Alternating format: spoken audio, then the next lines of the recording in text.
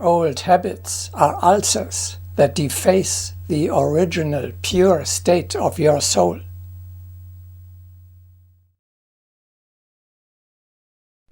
Doesn't a child feel ashamed after his first feeble attempt to lie? Only by habit does a child harden his heart. That is why we call habits the calluses of the soul.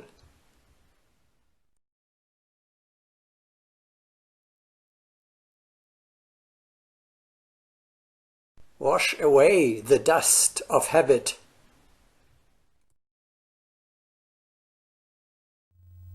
We are on the way to the future, to a renewal of life. On such a path, the atavisms, the obsolete habits of our forefathers, are serious obstacles. It may have made sense for the Stone Age man to gorge himself in order to build up a fat reserve for times of need. All that remains of that habit today is pure gluttony. Actually, the birth of the new man fails mainly because of our old habits. May everyone recognize and overcome those patterns of behavior that are unsuitable for further evolution. The search for new ways is the most imperative problem. Due to the unusualness of conditions of the future, it will be impossible to proceed by the old ways. All new ones must remember this. It is the worst thing when men do not know how to escape from the old rut. It is dreadful when people approach new conditions with their old habits, just as it is impossible to open a present-day lock with a medieval key. Likewise, it is impossible for men with old habits to unlock the door to the future. It is necessary to find new ways.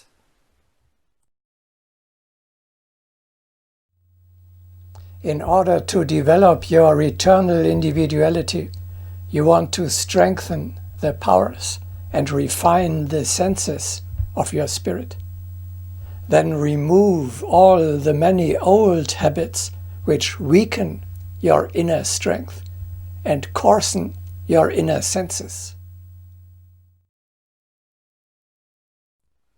Your desire is to be brought to communicate with one of us directly, so as to be guided. Yet hitherto you have not found sufficient reasons to even give up your modes of life, directly hostile to such modes of communications. This is hardly reasonable. He who would lift up high the banner of mysticism and proclaim its reign near at hand must give the example to others. He must be the first to change his modes of life.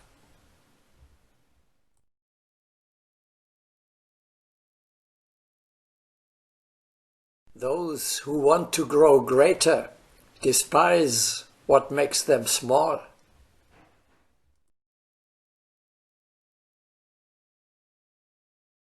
Customs make one customary.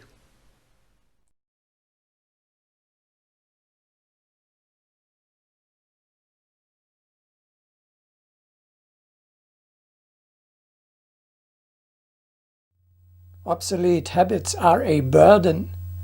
They make us inflexible. They are real fetters. They prevent us from advancing into the future, which means moving forward to something new. A free man is not chained by habits. He will know how to adapt himself to any conditions.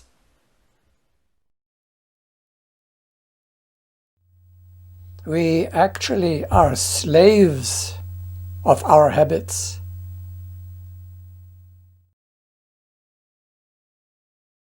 My habits have brought me to lack of will.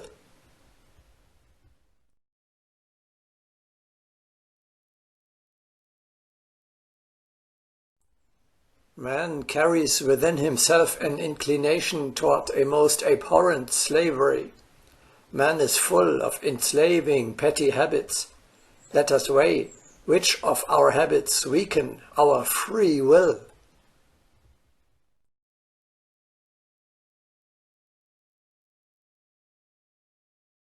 It is a true liberation to shake off this yoke.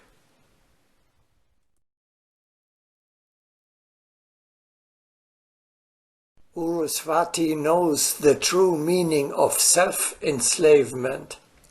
People love to talk about freedom from slavery. They care about other people, but forget about their own need for liberation.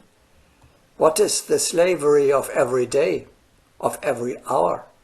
Man has bound himself with petty habits. Can a yogi bow before the petty demons of daily routine?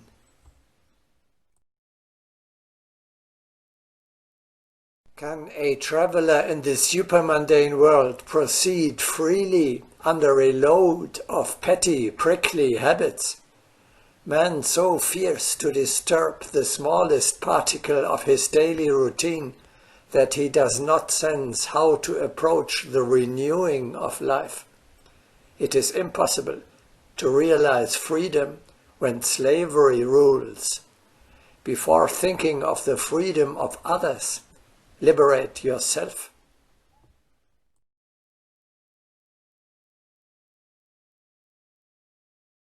How can I free myself?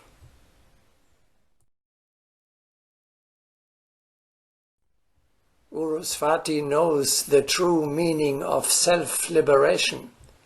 Fear, irritation, lies, envy, slander, and all other enemies of man must be banished.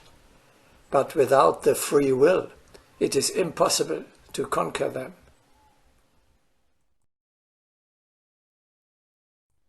It is sometimes said that vices must be outlived. But in trying to prolong this transitory state, people use this as an excuse to procrastinate.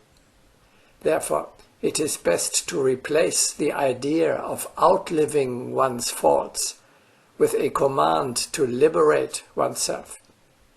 Verily, a firm will can, like a sword, cut away bad habits.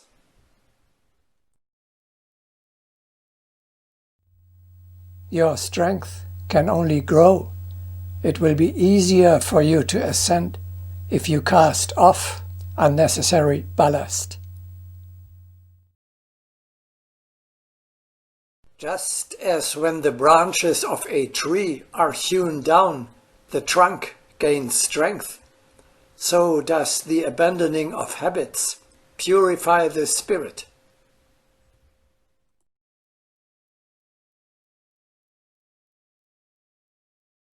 The habits of the body obstruct the development of the spirit. What do you mean by that? You remember the cycle of involution and evolution. After passing the lowest point, we are today on the ascending arc of the spiritualization of matter. It is not preaching morals, but an experience which you will also make yourself. The pleasures and the sluggishness of the body are diametrically opposed to the elevation of the spirit, because they are not directed towards spiritualization, but towards carnalization. The difficulties of the path are caused by the habits of the body.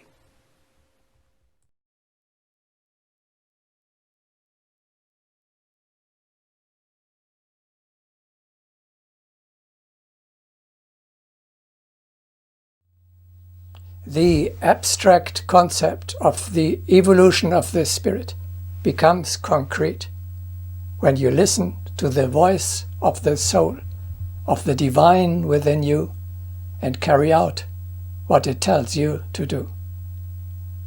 In this one exercise, we may summarize the entire Agni Yoga training program. The result of this practice will be you reveal only the divine.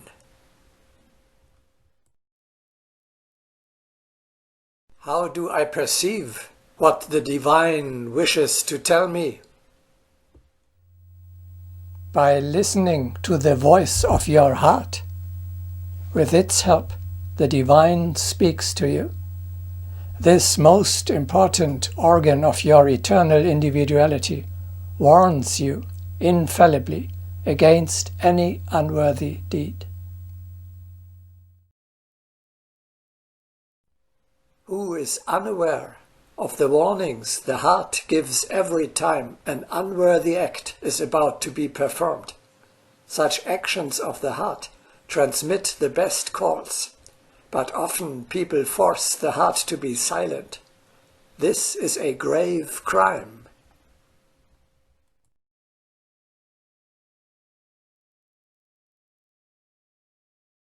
Self-perfection means, above all, education of the heart. We shall talk about this in more detail in the series on education. Let us not hover in higher spheres, beyond the clouds. It is precisely the seemingly harmless habits of everyday life that we must begin to overcome. Because of the deadening influence of daily routine, how many priests have lost that which they had accumulated? Daily routine is the great testing stone. It opens the gates of eternity.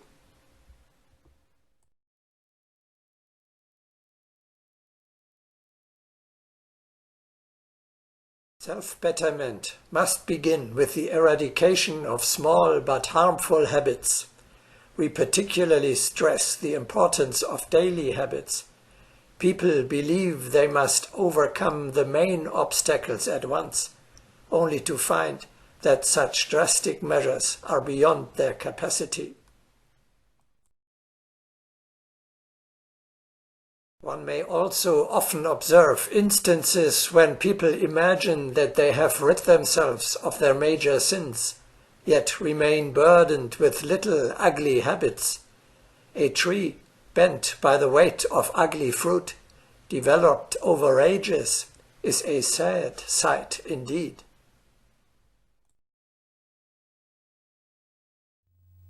Let us never remain in the abstract. We are talking about the everyday little things.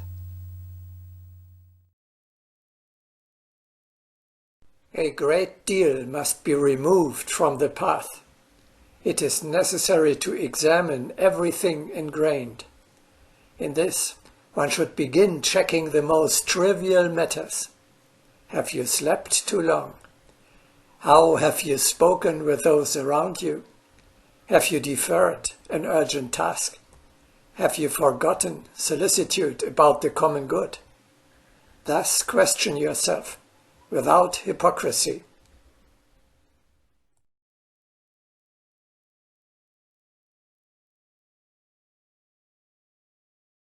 It is best to begin with small habits. Through realization of true values, routine habits will be rendered insignificant. The best liberation comes through a comparison of insignificance with greatness. The chief enemies of cooperation will be the small habits of selfishness.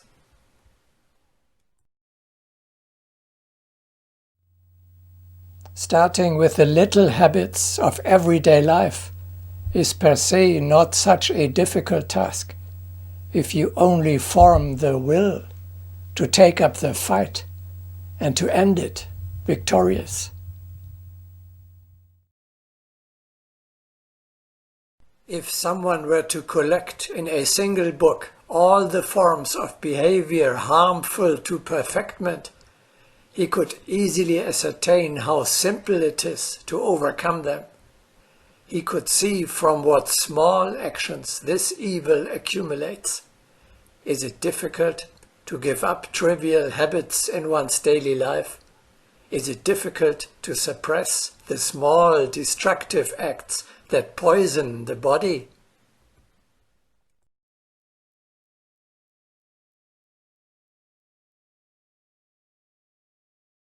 Test yourself and others.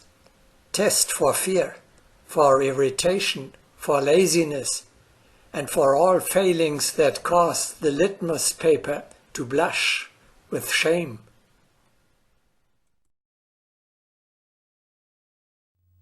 And yet, the small habits present us with great challenges.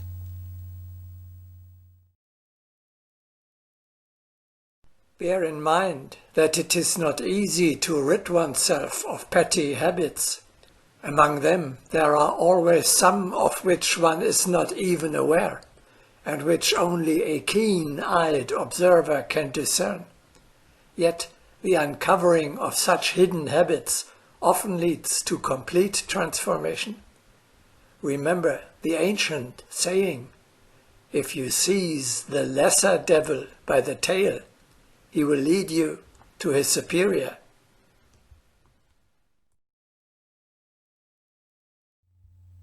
The trials on the path of ascent relate primarily to habits. One can suppress habits, but it is not easy to eradicate them. It is our custom to test those who are approaching the Brotherhood on liberation from habits. Such testings must be unexpected.